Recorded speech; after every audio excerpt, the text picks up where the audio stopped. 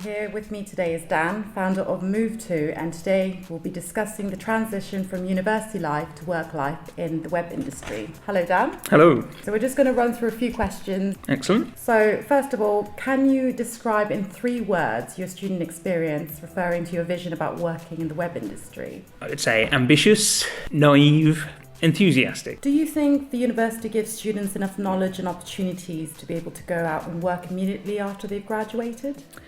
Yeah, I think that to some extent, yes, but definitely more exposure to industry would be useful. So tell us a bit about Move2 and the idea behind creating it. I started straight out of university myself, struggled to find a graduate position. I always had the ambition of running my own business, and then my goals at the time were to do this web design thing and try and do it better than what I was seeing out there. So a majority of web design companies look to hire new employees, at least 2 to 3 years experience in the field.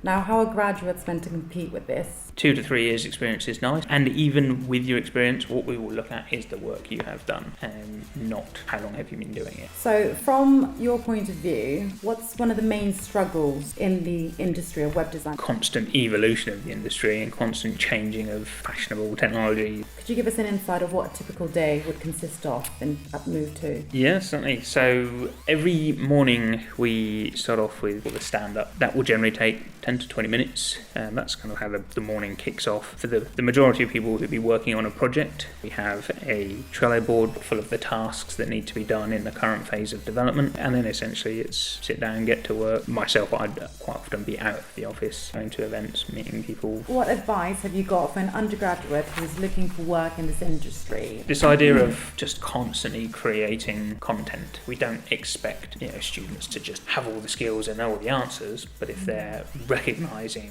issues and challenges, then they've got the awareness. So to conclude, can you please tell us in 3 words regarding your achieved experience as a founder of a successful web design company to encourage students to develop their skills?